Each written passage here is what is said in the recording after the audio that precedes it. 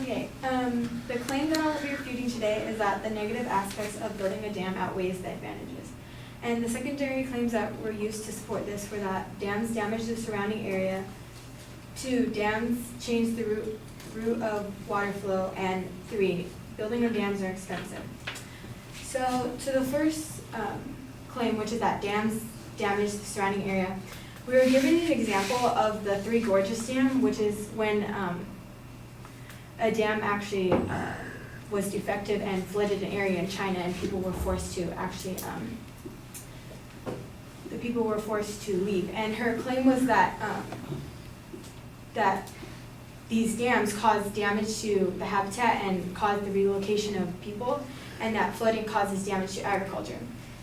This would be a good example, except that the source that it was cited from is an environmental impacts of hydraulic power. And although she does talk about hydraulic power before her claim only includes the broad statement of dams. And the fact that she used the hydraulic power dam as an example fails to notice that there are more than just hydraulic power dams. There's irrigation dams, there's flood dams and recreational dams, and also hydraulic dams. And this lowers the significance because in a study found by FEMA, only 2.9% of all dams are actually hydraulic dams, while 17.7% are flood control dams, which actually makes the point that more dams help flooding than actually cause flooding. And her other point is she referenced the Hoover Dam, which she states that caused over 100 shocks, like earthquake shocks. And she doesn't exactly pinpoint how significant these earthquakes were. Were they, what magnitude were they? Did they cause any damage? This kind of, without giving the magnitude of them, we don't have any idea what the effects of these really were, because if they were like, let's say, a 1.0 magnitude, that's little significance, that means nothing to us. The second claim that she made was that dams change the route of water flow. And she argued that the force of the water increases, which leads to the further erosion of riverbeds downstream. Now, although this may be true, she doesn't give us a reason as to why we should fear the erosion of the riverbed, why we should be concerned about this, or why this should be significant to us. She also gives an example that these dams interfere with the migration of salmon and other fish, and that it causes extinction of these species. And she uses the example of the Glines Canyon dams. And although this was true, these dams did actually cause a lot of damage to these fish. This dam was actually created in 1929 and has since been removed, so this no longer occurs. This dam is no longer a problem. And fish ladders are actually now forced to be implemented by legislature that was passed after this problem that was caused by this dam. And fish ladders are basically tools that are placed into dams which actually help the migration of fish, so they're actually allowed to migrate and they're not stopped anymore. And although she addresses the problems with the problems that these dams cause with the environment, she fails to note that hydraulic power is also very helpful to the environment because it is a renewable source and provides a renewable energy source. In an article by the House Committee on Natural Resources, it states hydropower generated mainly from hydroelectric dams is clean, renewable, and non-emitting source of energy that provides a low-cost electricity and helps reduce carbon emissions.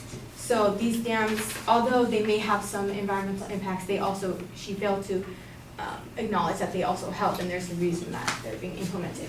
And the third claim is that building of dams are expensive, and she gives the claim that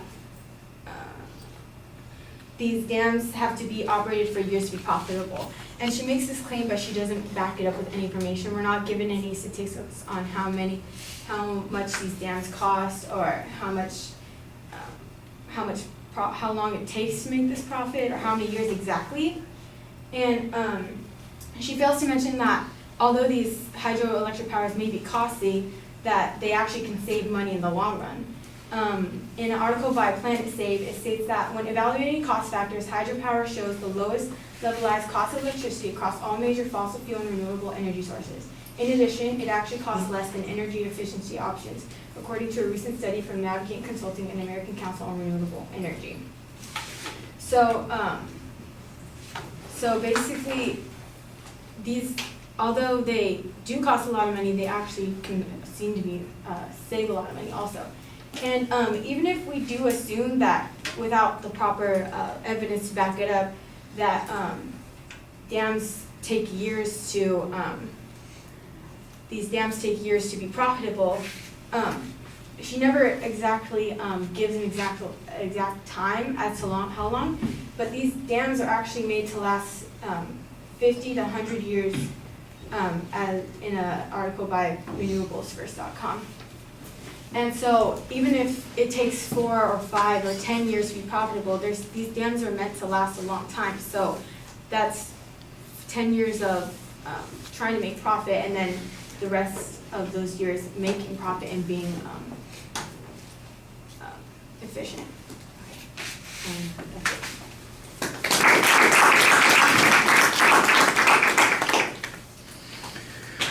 All right, let's start with the profitability argument. I thought that you did a reasonable job interpreting that argument and making a reasoned argument here. The evidence about how long it takes to get a return on it, 4 or 5 years, I don't know if that was your claim or if it was the advocate's claim, and then you're just doing this analysis. You do have a suggestion that dams are meant to last 50 to 100 years. You should have a source citation on that. On the point above about the way they changed the water flow, I thought you did a good job talking about how the examples that the advocate used are outdated. The salmon issue, same sort of thing. I do think you need a source that talks about how fish ladders have to be installed in this process, that this isn't something that happens anymore. It's something that happened maybe 80 or 90 years ago, but it's not something that's happening right now. And I did like the counterclaim that suggested that the hydroelectric source of electricity here is safer environmentally. So you've got a broader argument that you're thinking about, not just the local area. I think there were some arguments that the advocate made about local environmental damage that probably needed to be answered, but I don't remember exactly what they were. The closest that you come to identifying any of them is the fish thing, and you do have an answer on the fish argument. I thought there was an interesting point on the first point where you're suggesting that the evidence that the advocate's using is really isolated because it comes from this source which deals with hydroelectric dams, and then you have information that suggests that in the United States at least that 2.9% of the dams are hydroelectric in nature. So really can't generalize from these experiences. That's an interesting combination of information. I'm not sure I'm convinced that that reasoning fits with the applicability of the evidence, but I do think that the information about how hydroelectric dams are a relatively small portion of what's going on does matter, and that the second information that you had from FEMA that said that a lot of the dams are there primarily for flood control issues, that addresses one of the issues directly that the advocate talked about, and I thought that that was pretty good. The challenge on the earthquake shocks, I think that's a reasonable challenge. It would be, the advocate didn't provide any magnitude. That's probably true, and clearly, Hoover Dam's still there. Nobody died, at least that I've heard of. So it would, you're minimizing it. It's a reasonable press on that particular point. Fairly easy to follow. Also, thank you.